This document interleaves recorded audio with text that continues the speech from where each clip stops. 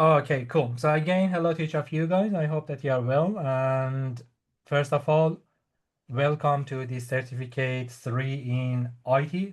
On behalf of Victoria University, I should to welcome each of you guys, and I hope that you have a wonderful and enjoyable training with us in Victoria University. My name is Amir, and I will be your teacher for the Certificate 3 in IT. I'm a cybersecurity teacher and I teach across business of Bachelor of Cybersecurity, Advanced Diploma, Diploma, Certificate 4. At this time, because we have an influx of students in Certificate 3, I've been asked to take this course. So I'm so happy to meet each of you guys, and I hope that you find my teaching enjoyable.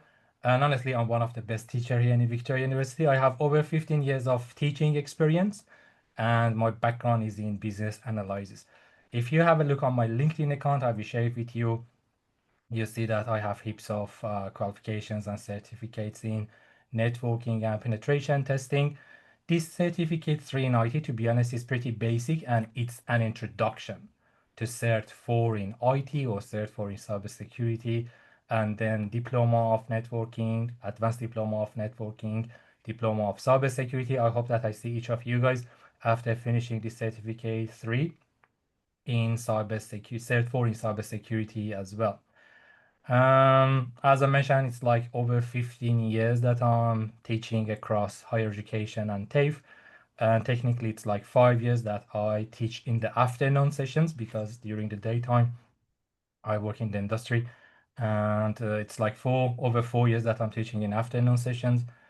In this certificate 3, what I'm trying to do is just to do a quick introduction on what you will get in certificate 4 IT or cybersecurity. There are, I would say, just a few units just to get you familiar with the basic of computer. I assume that the majority of our classmates, they don't have any background in IT. I know that I'm wrong, and I always have students with years of experience working as a IT help desk, working in a networking side, but I assume that the class doesn't have any background in IT, so I start with a very, very basic things in IT. And then slowly, I get you familiar with more advanced IT tools and technologies. During this term and also in our upcoming units, we will use a wide range of different tools and platforms like Microsoft Azure for our assignments. One of the main differences between IT and cybersecurity course with the other TAFE courses is we need to run and test and practice our activities in a virtual environments. It's not like carpentry or plumbing students that they have heaps of practical activity. Specifically for IT and cybersecurity, we need to have permission if we want to do some things in reality. And heaps of the time we need to work in virtual environments like NetLab, Microsoft Azure, NetAcad, and all of those things. Slowly, I do my best to get you familiar with those things. We start with ICT programming, and we start with Python, which is our current unit. First of all, I would like to share my screen, and we will have a look on VUC or VU Collaborate. It's the platform that you have access to the content and assignments. So let me share my screen. And also in the meantime, if you have any questions or issue, you can put it in the chat. Having your microphone or your camera is not mandatory. It's all up to you. It's good if you have your microphone in case that you want to contribute to the class, or if I ask a question that you want to answer. It's good to have a microphone, but having your camera, it's all up to you. If I share my screen 2. Okay, so when you log in for the first time into VU Collaborate, there are a couple of tabs here. Your screen might be a little bit different, so let me to switch to student view. If you still didn't log into VUC, or if you don't have access to it, please let me know. I need to contact our LMS team and they give you access to this platform. The first page, probably it should be similar to this. Welcome to Information Technology Certificate 3 at VU. So you see that there is a welcoming message here. And also here on the right side, you see that we have VU Collaborates guide. At the beginning, it might be a little bit daunting working with this LMS platform, but it's very easy and straightforward. It's not rocket science, and after a few sessions, you get used to it on how to download your assignments template, how to upload it, how to see the feedback in case that you need to resubmit your assignments, how to get access to the content, and all of those things. Here, as I said, you have View Collaborate guides. Also, if you need any support with your LMS, which is this platform, you can ask TAFE LMS support by clicking on this link. Also, there are heaps of information for you here.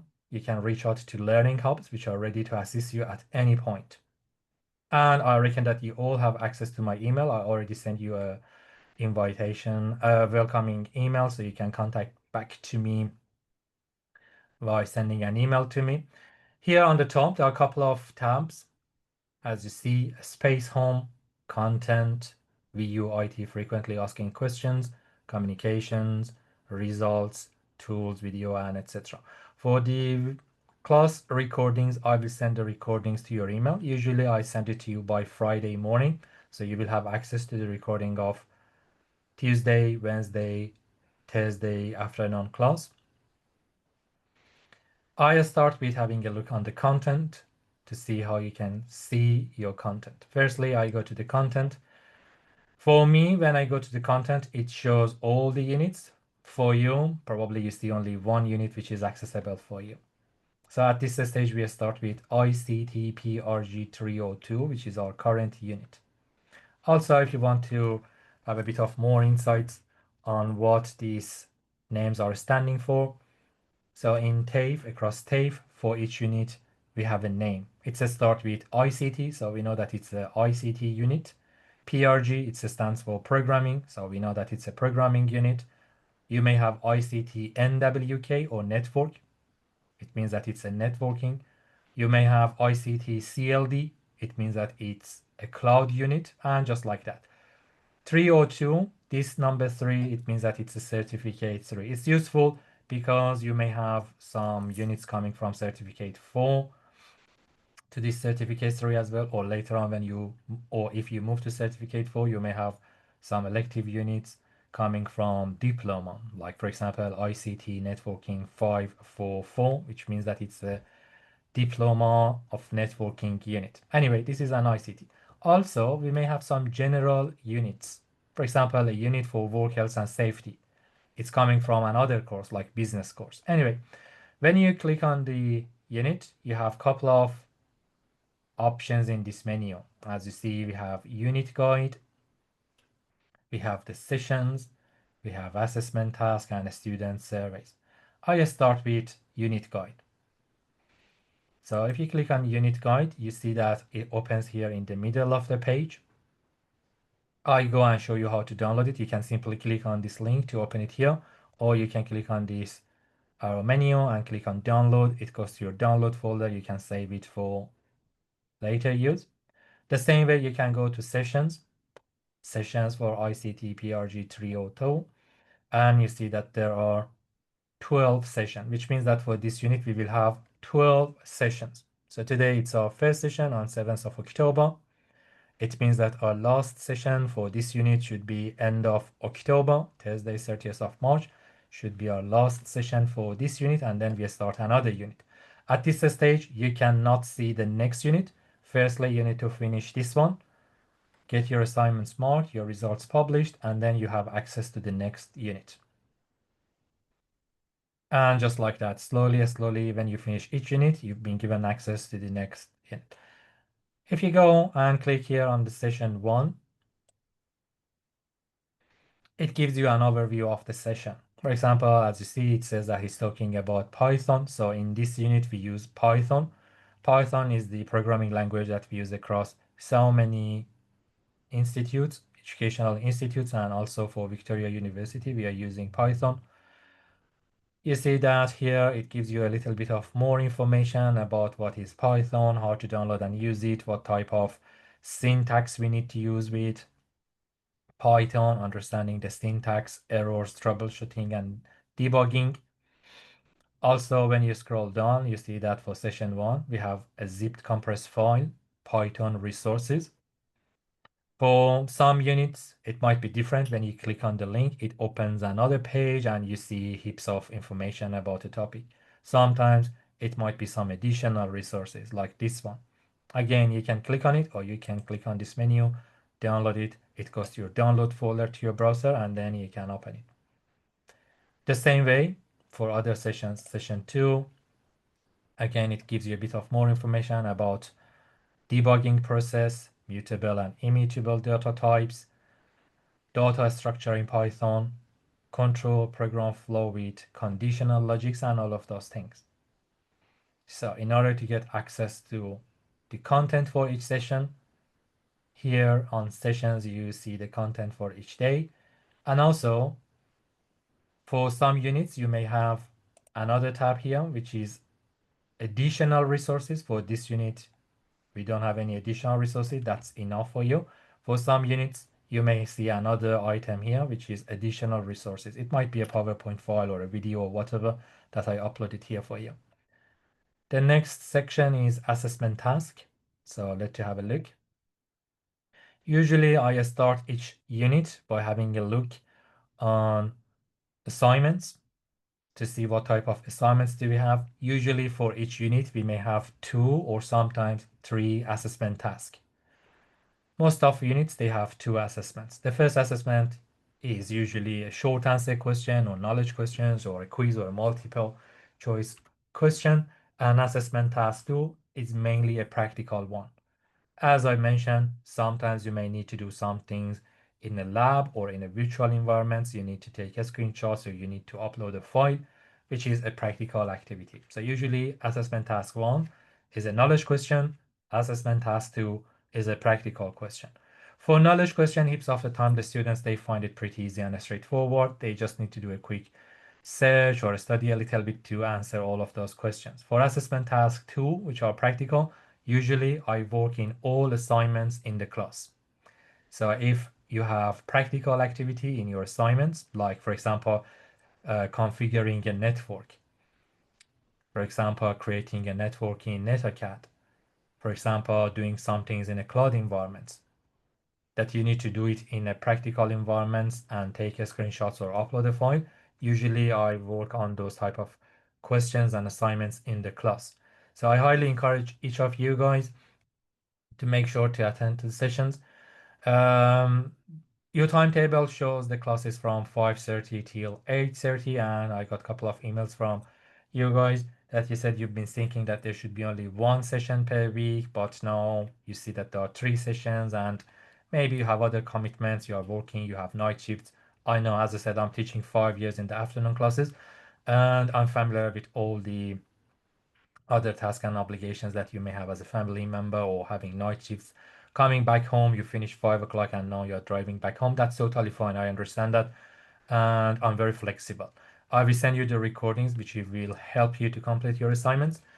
For those that they said probably they are not able to attend all the sessions, if it's like joining a session a little bit late, that's fine. I do not do the attendance at the beginning of the class. I'm not one of those teachers that I want to catch you while you're late or while you left early. I'm very flexible. I just want to make sure that you learn the content and you are ready to take jobs or you are ready to go to the next step. So for the assignments, please make sure to attend to the class or watch the recordings to be able to upload an assignments you by due dates or before the due dates. Let's have a look on the assessment task tab. As you see, assessment task 1 is a knowledge question. And assessment task 2, it's a practical activity or a practical response. So let you go down, you can scroll down and have a look on the assignments. Also here, you see that there is an assessment task extension. Because it's a free TAFE course for majority of you guys, we have some responsibilities toward the funder of the course, and we have limited time. So when we finish a unit, we start the next one pretty quickly after that, and we need to finalize all the assignments, satisfactory, not satisfactory. We need to publish the results for our auditing, budgeting, and compliance purposes. So technically, we don't have too much options if you are not able to submit your assignments by due date. As I said, I have a little bit of flexibility. For example, let's say 30th of October is the last session for this unit. I'm expecting to have both assessment task 1 and 2 submitted before Thursday, 30th of October. But sometimes it happens that you may be sick, you are relocating, you might be taking care of someone for any reason. If you are not able to submit your assignments by that day, if it's like for a few days, that's okay. You just need to let me know, send me an email, and I can fix it for you.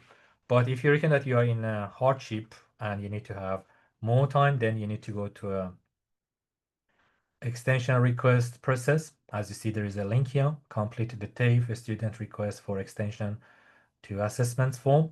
And then in that case, you need to have some reasonable documents. For example, if you've been sick or being overseas or whatever, you need to explain. You can have a look and check what it's needed for the extension forms, and you need to submit it. I don't want to say that all the time it might be accepted, but it gives you a bit of more time. Again, if you request for an extension, it doesn't give you 1 month or 2 months extension. It might be 10 days or 2 weeks. So please plan accordingly. I know, as I said, I know that you have other commitments. Probably you are working from morning till afternoon. But please have a plan. And as I said, I work on all the assignments in the class. So please make sure to attend all the sessions. The other thing is for the students that they never show up in class or they miss majority of the sessions, I will check their assignments in more detail. I just want to make sure if a student didn't attend majority of the sessions, they know the topic. Also, I highly encourage you to go and read in the first main page. There was some more information about using AI tools and also plagiarism, copy from another student or copy from another person. We highly encourage you to read all of those information. It's very important. In the previous term, unfortunately, I had two students that their submission was a poor copy paste from a previous students. So unfortunately, in that scenario, we need to send them to academic integrity team, and they might be withdrawn from the unit or from the whole course. Just do your best. If you need any questions or issue in the class, we have enough time to go through each questions. I don't want to teach you from 5:30 till 8:30. I'm just like you. Uh, I just want to say that I'm in your side. I'm still studying. I'm doing a master in Deakin University, which is Master of Teaching. And I'm just like you. I'm in your boat. I understand that. I understand you might be busy, you have other jobs to do.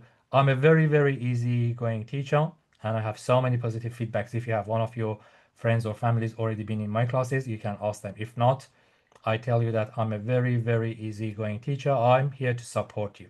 So if you make sure to attend all the sessions, if you keep learning, I guarantee that I pass all of you and you will enjoy this course and you will have heaps of hands-on experience to be job ready, apply for jobs and get them. I will share you in my class a couple of my previous students' feedback. One of them was a lady that I had it in my class last year, and she finished, I think, last April or March, and then with no IT background, she got a job in AWS. For those ones that they don't know what is AWS, AWS or Amazon Web Service is the biggest cloud platform in the world and also here in Australia. They have a huge data center that they started in 2022. So whatever we have here in our course, a highly match with industry requirements. My manager is John Burgess. I share with you his contact detail. He's always actively in contact with industry, like for example, Cisco, Palo Alto. We are highly and actively cooperating with industry companies to see what are the requirements that they're looking for. And based on those requirements, we try to adjust our delivery mode. So our students, when they finish their qualifications with us, Cert 3 or Cert 4, they are job ready. I don't want to say that when you finish the Certificate 3, you can quickly go and get a job.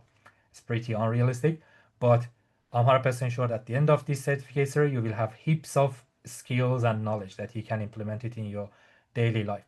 Also, I highly encourage you after finishing the Certificate 3 to proceed to Certificate 4. Doesn't matter in Vic Uni or in any other RTOs. I highly encourage you because the scope of content that you will have in Cert 4 in cybersecurity is not comparable with Cert 3.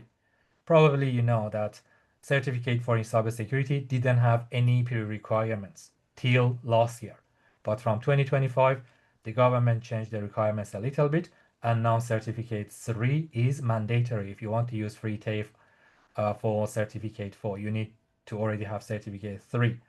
So I highly encourage you to have a plan, attend all the sessions, make sure that you are on top of all the content, submit your assignments, get this done as quickly as possible, and then proceed to certificate 4. As I mentioned, doesn't matter if you want to do it here in VU or if you want to do it with any other RTOs. Honestly, Week Uni is one of the best one. I had the experience of teaching in Holmes-Glen, in Kongan, in Chisholm, in RMIT. Week Uni is one of the best one. We have first-hand content, and as I said, the units, some units are the same across all other institutes, some units are elective, which means that you may have a unit here in Week Uni, it's not teaching in other institutes.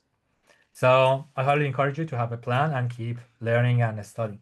The other things that I want to ask you, please, is will last for 12 months. I think for part-time it's 12 months, for full-time it's 6 months. Yeah, but because you're part-time, I reckon it should be last for 1 year as far as I know. Again, I highly encourage each of you guys to have a plan to study every day.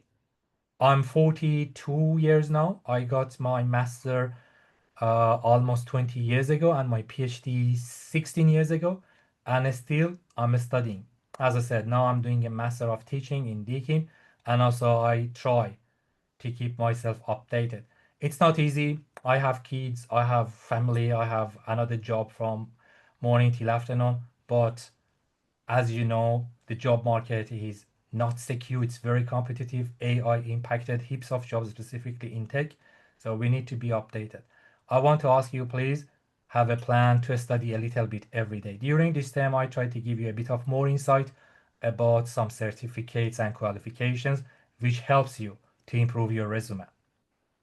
So if you get one of those qualifications and put it to your resume, it change and significantly improves the chance of getting a job. I've been in the hiring board of so many companies, and still I am. And also I will help you a little bit on how you are able to improve your resume, your soft skills. So when you are in an interview session, how to express yourself and what type of skills and qualification, which helps you to differentiate your resume to have a higher chance of getting jobs. As I said, I have heaps of emails from my students. They send it to me. They say, "Oh, we managed to get a job here or there," which is awesome. So that's another recommendation for you. Let's to go and have a look on the assignments. For the assignments, please just do your best. Doesn't need to. I know for short answer questions might be the easiest way is to simply copy the question and put it in ChatGPT, paste it into your assignments and upload it. Even if you do that, please go and at least read your answer one time, because sometimes when I'm marking assignments, I see at the end of your answers, it's ChatGPT which is asking, do you want me to give you? So at least read your answers to make it nicely and delete all of those things. Again, all of the institutes, they have a policy for using AI. For assessment task 2, unfortunately, AI cannot help you a lot because it's a practical activity. You need to do it by your own. ChatGPT is a useful tool that you can use it, and I use it every day. It happens for me that I have an issue with packet tracer, with some programming codes or etc. And I ask ChatGPT. I don't want to say it's always right. As you know, sometimes it gives you some answers or solutions which are not practical or which are not correct. But it's a tool. Why not to use it? It's the best teacher that you have it available all the time.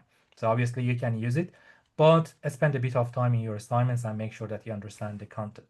Please don't upload a partial assignments. Sometimes, for example, there are 10 questions in your assessment task and you answer 5 questions and you upload it. And then when you finish the other questions, you upload another version because you have only 2 attempts. So please make sure to upload a full assessment task. Also make sure to put your name and your student ID because we need it for our auditing purposes. We need to make sure that it's your own job. Let's have a look on the assessment task to see how it's look like. Sometimes the students, they upload the wrong, intentionally or unintentionally, they upload a wrong template, or sometimes they upload a blank template. Sometimes they think, oh, I mean, probably will not check it, but I check. This time I have around 160 students, but I always check your assignments. So make sure to answer all the questions with your best and don't submit and upload a partial assignment. Don't upload a blank template because I need to return it back to you and you have only one more attempt. Let's reshare my screen again.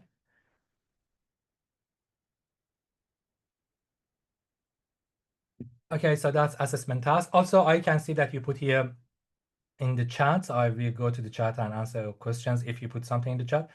Let's go down. For the assessment task also, I need to make it visible for you. Sometimes in the first session, it's not visible, and then I make it visible and accessible for you during the course. Let's go back, content, and this unit assignment, assessment task 2, and assessment task 1. So let's have a look on the first one. When you want to get access to the assessment for the first time, there is a declaration form that is asking you to be agree with the terms and conditions. Then you will have access to the templates. Here you can find more information about the assessment task.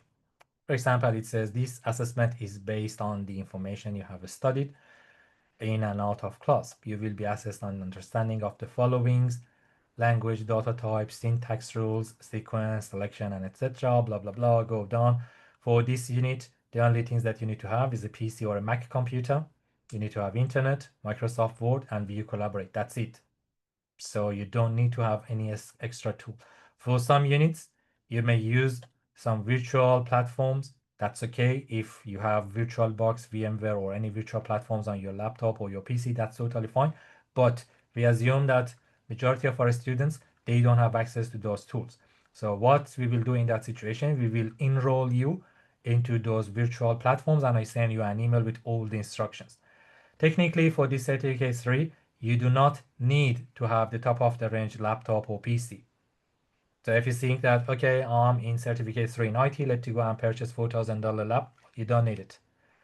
Specifically for this certificate 3, you don't need to have a top of the range laptop or PC, just Azure PC to be able to work with Microsoft templates. It's totally fine. Later on, if you go to Cert 4 and you wish to have a couple of virtual machines or some other tools in your own laptop or desktop PC, then yes, it's better to have a laptop with minimum of 16 or 32 gig of RAM and a Core i5 or Core i7 CPU. I'll give you more information if you want to upgrade your device. But at this stage, it doesn't cost you anything and you don't need to purchase any top of the range device to be able to complete this course. Okay. Then document to submit. There is an assessment template that you need to fill it and upload it. So you can find all of this information here.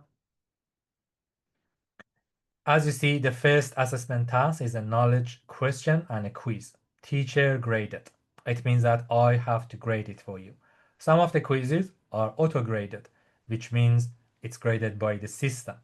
Let's have a look on this first one. Just need to click on it. As you see, it says that you have only 2 attempts. So just do your best to answer all the questions as best as you can. Don't randomly answer a question. What happens if you cannot get satisfactory by using all of the 2 attempts? It depends. For some units or for some assignments, a possible that we can fix it for you to give you an extra submissions, but majority of the time you have only 2 attempts. So please make sure to submit the best that you can. I just leave this one for you and let's go back. Having a look on assessment task 2. So again, you can scroll all the way down. So here, assessment task 1, which is a quiz. Heaps of our assignments are in this format. So you see assessment task 2, a skill task template. So let's click. As you see, it goes to the download folder. Let's open it.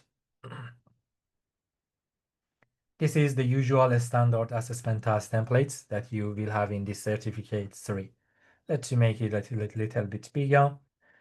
ICT 30120, ICT 3020, which is the certificate 3 in information technology.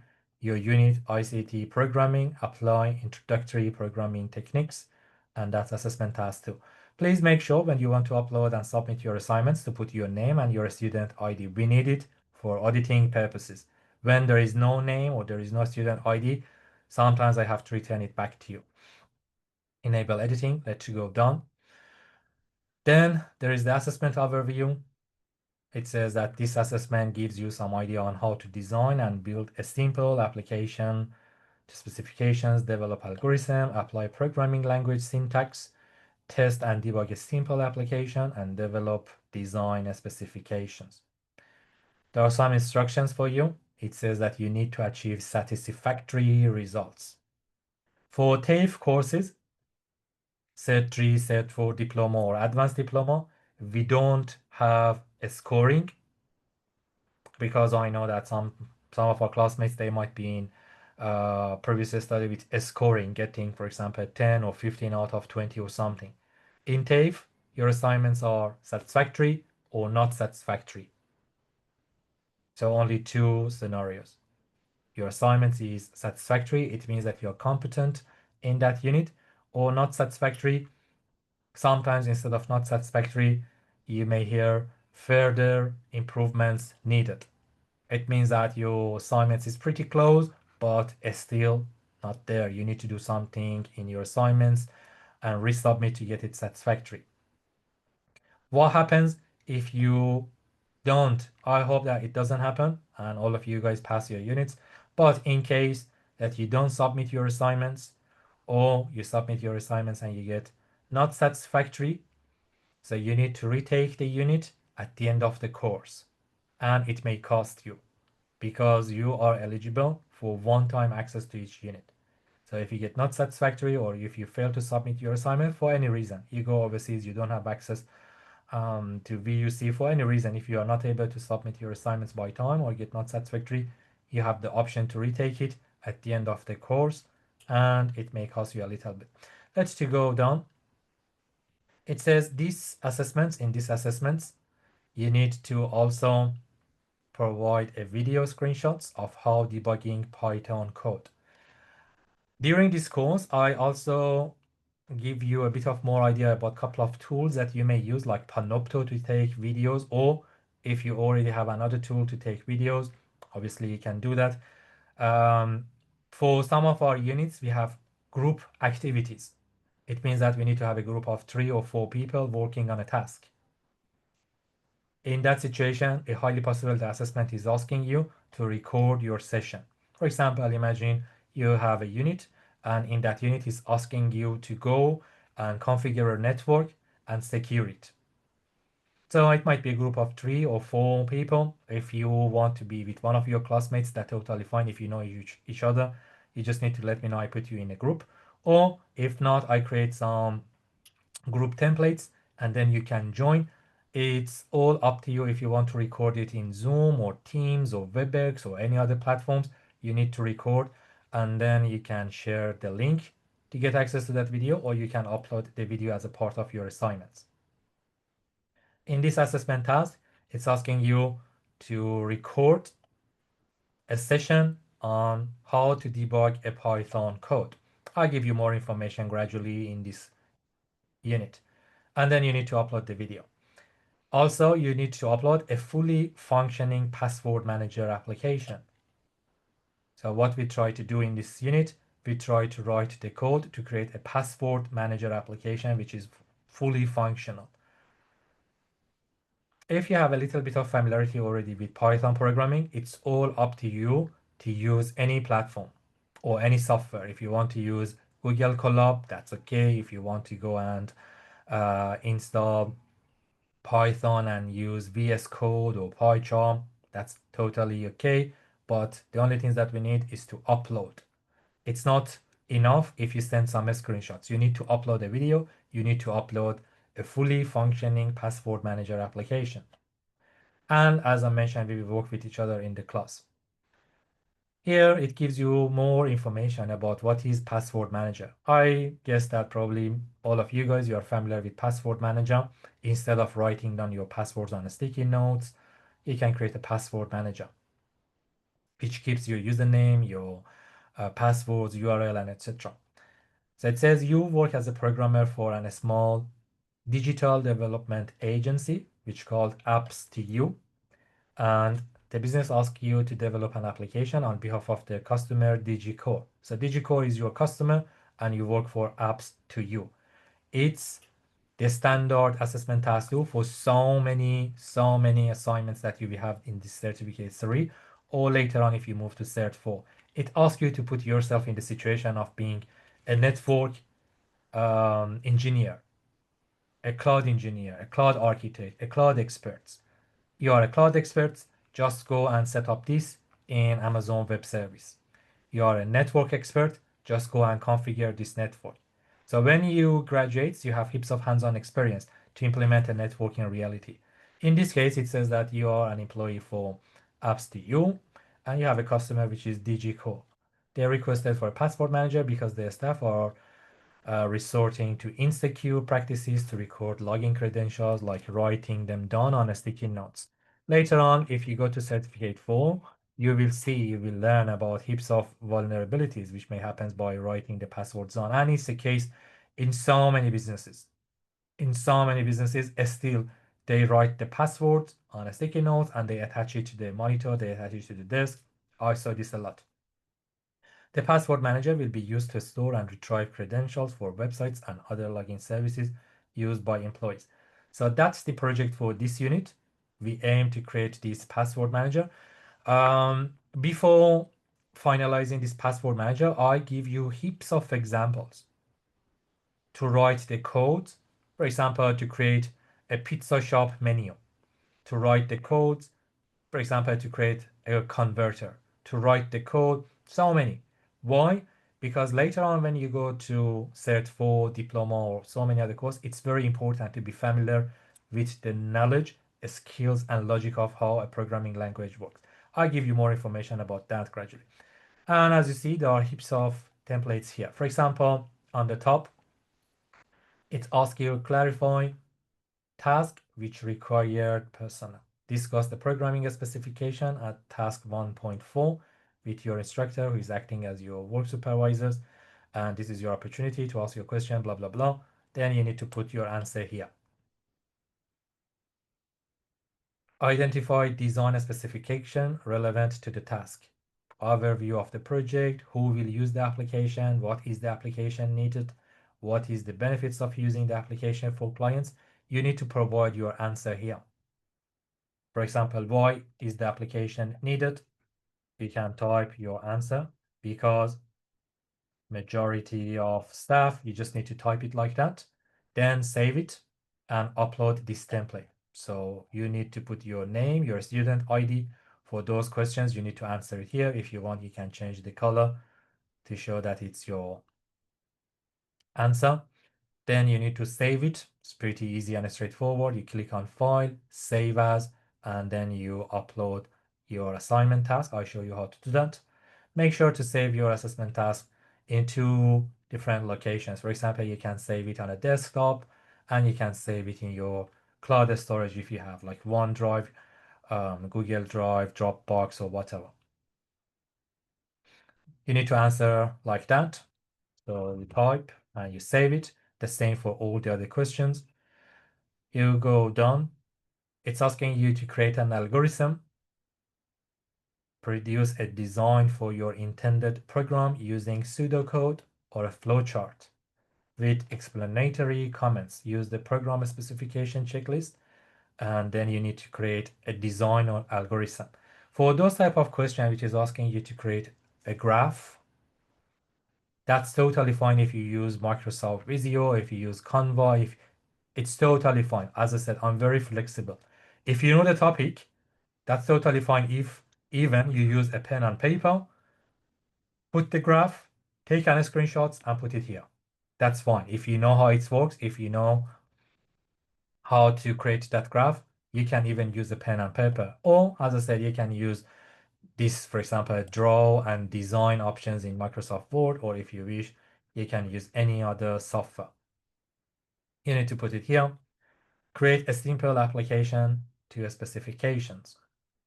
Then in the next section, it's asking you to translate your pseudocode into a Python script.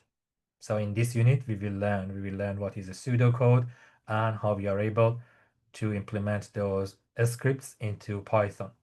Let's go down. Here is the main section which asks you how the password manager should look like. Password manager, it's a software that it can save your password. For example, imagine that I have an account in Commonwealth Bank and I always forgot what was my password. Instead of writing the password and my username on a piece of paper, I can create something, let's say like a software. We write the code to create that password manager. So you can save your username, your password for any websites, for any URL. And here it tells you how to do that. It says you need to have a menu in your application. You need to have a menu for the user to select one of these items. Add credentials, view stored credentials, or exit the program. So step by step with each other, we write the codes to create such an application with a menu and also with those options to add new details or records or to see already created records and also an exit option. Your code needs to return to the menu after each action has been completed. It should create a text file to save your credentials in a storage if a text file does not already exist. So we learn how to create text files, how to create database, and how to use append to add new data to our database. As you see, append new records to the text file without overwriting previous entries. Display the text file contains in a visually presentable way, including spacing and headings. It should handle any input from the user without any errors, including embedded explanatory comments. So you need to have comments and you need to provide simple rotary encryption and all written data. So for this task, when we write the code, you need to upload the real code. I'll show you how to do that. For example, if you use VS Code or if you use PyCharm or if you use Google Colab, you just need to save your file and upload it plus this assessment task. So you need to fill this plus the video of your debugging plus the original file of your code. Next section is talking about debugging. Debug your application. Use an IDE and its inbuilt debugger to debug your script. In a very simple word, debugging means fixing errors. If you have an error, how to fix it. And it asks you to provide 3 errors that you face when you write your code. What was the error and how did you fix it? Next section, develop test cases to confirm your code meets all the specification mentioned in the assessment task. What is being tested? For example, I tested if I'm able to see previous records. I tested if the exit button works. I tested and provide your answer here. You can take a screenshot or you can write your answer. What is the expected response or output? And finally, you gain the feedback. You will send it to me and I check your code and I give you feedback. And then you can upload your assessment task. So this is um, some sample here for you at the bottom of this assessment task 2. Again, as I said, it's pretty easy to copy all this assessment task requirements, put it in ChatGPT and upload it. But sometimes when I suspect that, oh, it might be done by AI, what I do in the class, I ask the students, can you just explain what this line of code that you put it here is doing? Can you tell me what is the function? So if you are using a command, it's very important that you know what it does. I'm not looking for fancy and with so many graphic designs. If your code is working, that's all we need. If you want to make it nicer and beautiful, that's okay, but you need to know what each line of code performs in your script. Any question? Let's to have a look on the chat. I see that I have heaps of messages in the chat. Record does help a lot. Good. I mean, this is course certificate last month. Yes, has to Microsoft Word, right? Yes, it should be in Microsoft Word. When you finish your assessments in Microsoft Word, that's fine if you want to upload a PDF or if you want to upload a Word file. I'm using something else. something else like what? I don't know if you are using any specific tools. If I'm able to open it and read it, that's fine. If not, I return it back to you if it's in some format which is not readable in my side. Is it acceptable to use similarly featured software capable of handling the .NET format such as LibreOffice instead of Microsoft Word? And is acceptable to use? Yes, that's acceptable if you use VS Code. VS Code is totally fine. What language will you use learn in this set? So in this certificate 3 and certificate 4, you just learn Python. There are so many programming languages like C Sharp, C++, JavaScript, and etc. But I would say all the educational institute, they use Python. It has some reasons that I will discuss about that. But yeah, we just learn about Python. But it's very, very useful tool because later on, if you go to more advanced courses like diploma, advanced diploma, or bachelor of cybersecurity, you can use heaps of libraries specifically designed for cybersecurity. So yeah, you just use Python in the certificate 3. For IDEs, I will need to talk about what is an IDE, but you can use any IDE. Jupyter, PyCharm, any IDE, it's all up to you. Any other question?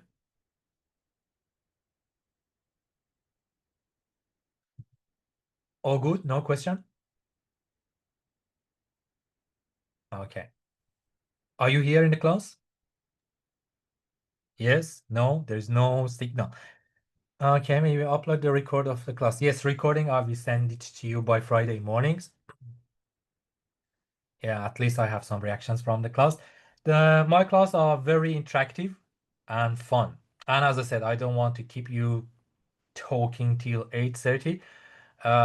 Slowly, I give you so many activities. So when you finish this unit, you can write some practical codes to perform so many tasks. And it really, really enjoying when you see that your codes are working. Okay, cool. So that was about the assignments. When you finish your assignment, let's you again go back to view collaborate.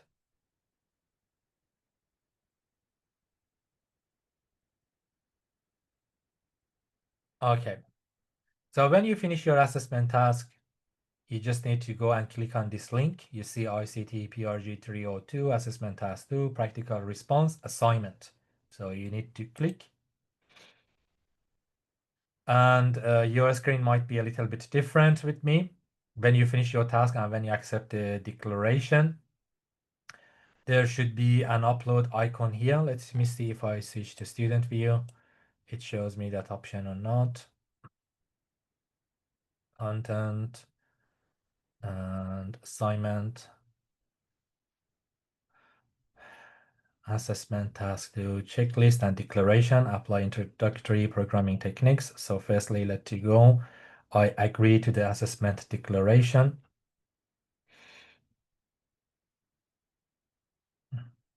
Let's to see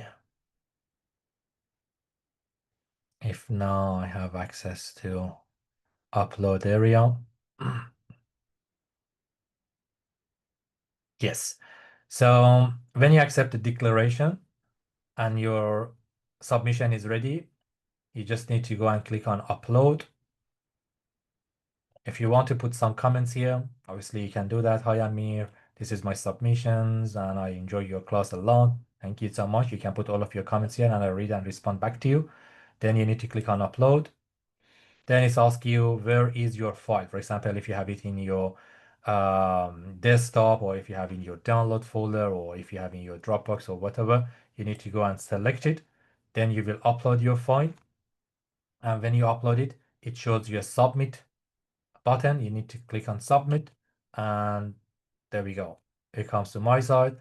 I read it, mark it, and I give you feedback. If more information is needed, again, I give you some feedback and I ask you to please resubmit. So that's the way that you can get access to assignments, you can get access to the content. In order to log in and join to the class, as you know, you just need to go to communication. As I mentioned, I send you an email. In the email, there is a link. If you want to join to the class, for example, with your phone or your iPad, you can install Zoom in your iPad or your phone. Imagine that 5:30 you're on the way to go back home and you want to join to the class by your phone. That's fine. just go and install Zoom application on your device. And in my email, you can find all the information, including Zoom session ID. You can join that way by using the link in my email, or you can go to communication, Zoom classroom, and then click on join. It's very important to use your weak uni student email. Otherwise, the system doesn't allow you to log in. Still, if you have any issue, please let me know and I follow up with our admin team to fix the issue for you. So communication to get access to the class, content to get access to the content for each session, and assignments. I show you how to go to the assignments and upload your assignments. If it's a quiz, for a quiz, you don't need to upload anything. For example, for assessment task 1, it was a quiz. Doesn't matter if it's teacher graded or auto graded, you just need to go and do it in that link, click, and please ensure that you're using the latest version of Google Chrome or blah, blah, blah. You just need to do it here. There is a link for you to do the quiz, and it doesn't need to upload anything. Okay, so that's about the assignments. Also, I talked about the content. What else? Okay, let's see what else.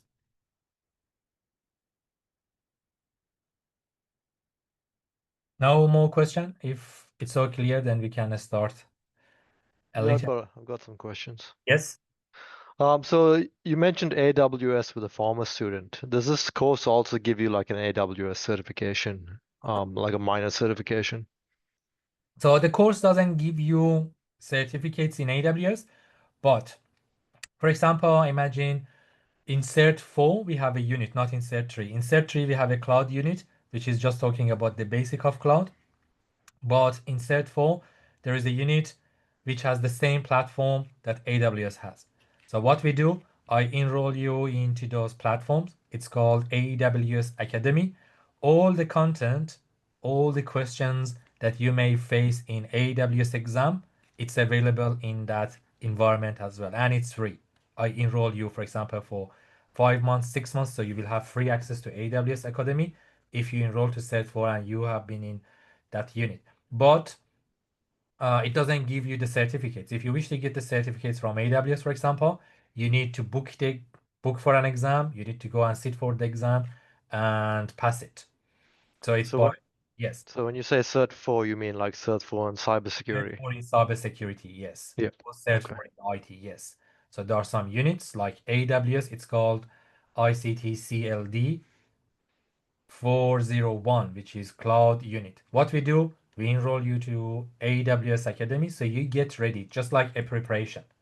So you pass the unit, but in order to get AWS certificates, you need to go and sit for AWS exam. The same for so many other things. For example, uh, we have a couple of units. We will prepare you for CompTIA. If you heard about CompTIA, CompTIA is another famous big company in IT and cybersecurity. So we have heaps of content which makes you ready to go and sit for CompTIA exam. Again, it's good to mention that passing those certificates is not a part of the certificate 3. It's some extra activities if you wish to add something to your resume. But yeah, it helps you a lot. For example, as I said, for that student, um, she sit for AWS CCP, which is the first certificates in AWS. And in the class, she had 6 months access to AWS Academy, the content that we have in the unit. She prepared. She was studying and practicing, learning, and then she sit with the exam. She passed the exam. After 2 3 months, she got her first job in AWS. Okay. Okay. Any other question? Yeah. So your email was cyber.digital@vu.edu. That's you. Cyber.digital? No, that's the enrollment team. So my email is amir.shirvani@vu.edu.au. I reckon you should all receive my email. Did you? I sent an email and said, this is Amir, your teacher, and that's my email, amir.shirvani. I Yes. will be in contact with you. You receive it, yes? Yes, got it last. Yeah. Yes, Mac, yeah. Okay, so that's my email. Feel free to send me email anytime. I'm a night person. Usually I go to sleep 1 after midnight. So that's totally fine if you send me an email on the weekend, afternoon, or any other time. I get back to you. I'm pretty responsive. Probably Mac will confirm. I'm pretty responsive. So when you send me, Incredibly responsive. yes. So when you send me an email, I do my best, but sometimes I might be in another meeting or in another class, or I might be driving, but I quickly get back to you. If you had any issue or questions or problem, just feel free to let me know. What else? The other things that I want to mention, if you have any issue in your daily, we are all human. And as I said, I'm in your side. I don't want to say that I know more than you. I just have a little bit of more experience and I'm able to share. Obviously, in my classes, I have so many students that they work in the industry, they work in IT. I always encourage everyone to contribute. If they know some things, please share it with the class. I don't want to be the sole speaker. It might be boring for you. So if you have ideas, if you want to contribute, you can put it in the chat. Previous term, I had a big group, around 54 students, and a group was highly active. So many chats and contribution. Usually for our assignments, I ask our classmates to share their screen and I help them. Let's do it with each other, and I believe that way of working the assignment is the best way to remember and memorize it for a long time. So if you have any issue, if you reckon that you might be in hardship, please let me know. If you reckon that you may have some family issues and I can do something, feel free to contact me. Just send me an email. What else? I reckon I covered almost everything. The other thing that I wanted to show you is a unit guide. The unit guide for this unit, I didn't updated it because I was waiting to see what should be the timetable for our current unit, if we have 12 sessions or if they want to change it a little bit, but I will update and upload it. If you want to get access to unit guide, let me reshare my screen.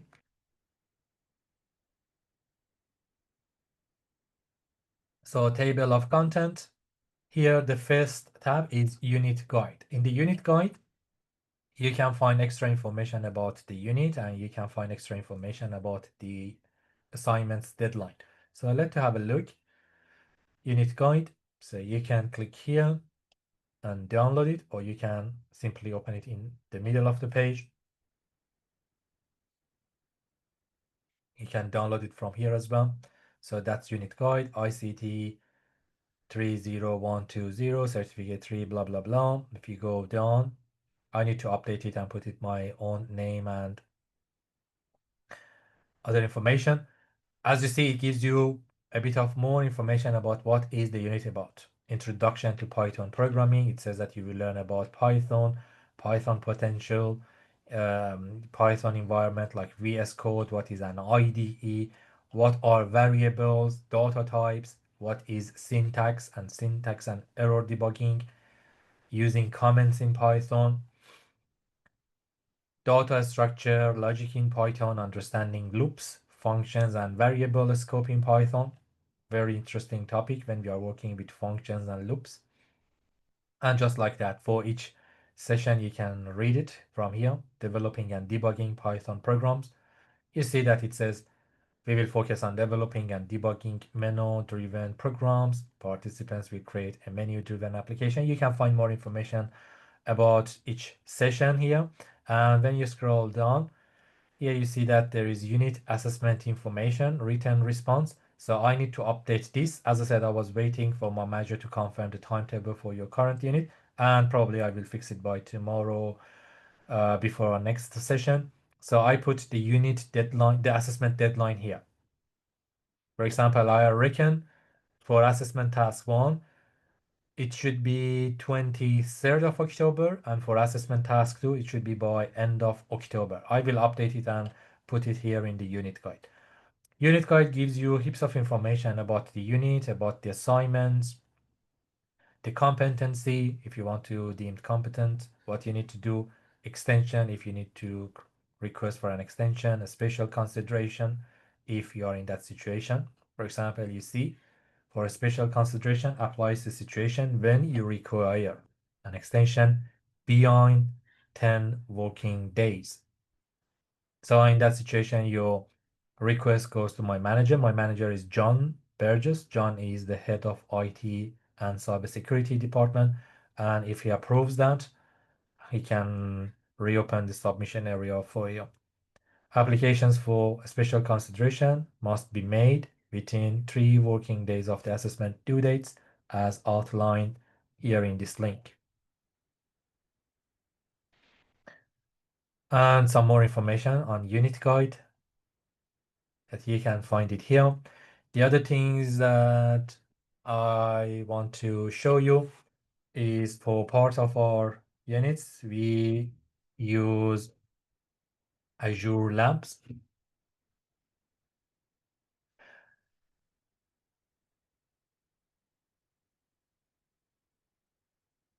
For those units that we need to do some things in a lab, I will enroll you into Microsoft Azure Lab and I send you a link. Azure Lab is a virtual platform. It means that instead of installing something on your own PC or in your own computer, instead you can get access to a remote PC, which is located in Week Uni premises, and you can perform your task in that environment.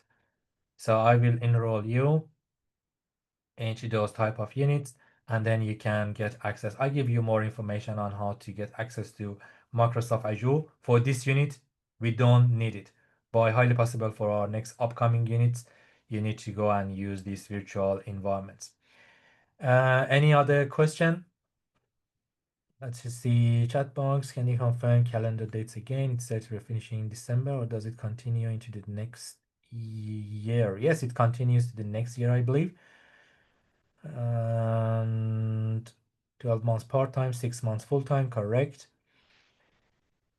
Yes, thank you so much, Lynn. Yes, it's a part-time activity. Yes, so I think that our last session this year should be Thursday, 18th of December. Again, I need to double check the calendar with my manager tomorrow, but I believe that 18th of December, if you want to have a plan for your holiday, our last session should be 18th of December. Then there should be no class in January. And from the past experience, I reckon we will be back on Tuesday, 3rd of February. For next 2.5 months, we have 4 units. One is this current one, which is ICT programming, and we will have another 3 units that we need to get it done by 18th of December. I believe that it's the last session in 2025, and then we will be back on 3rd of February. So there should be no class, I believe, on January. Let's see what else you ask in the chat box.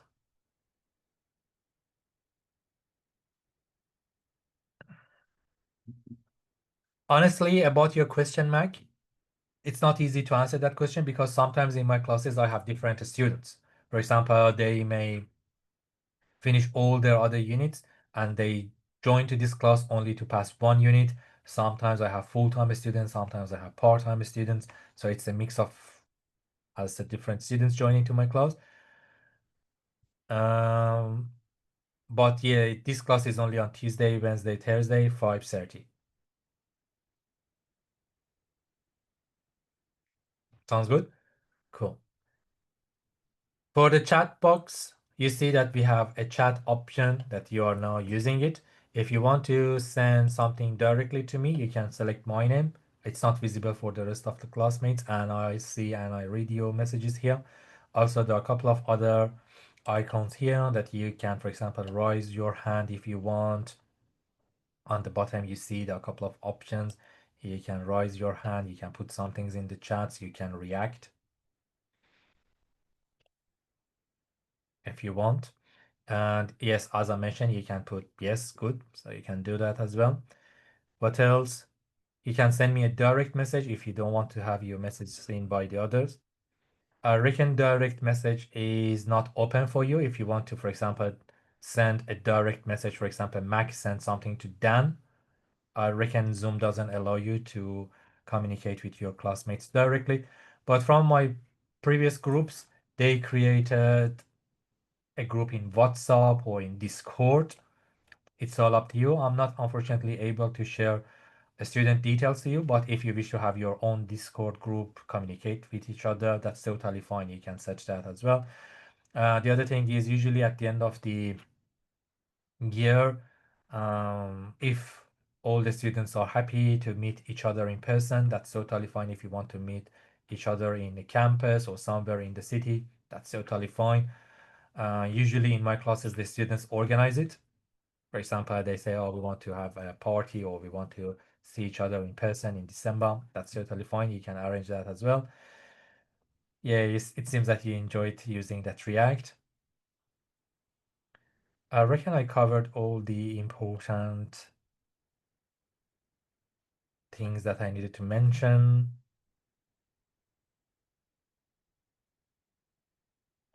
Yes, so let me to stop and pause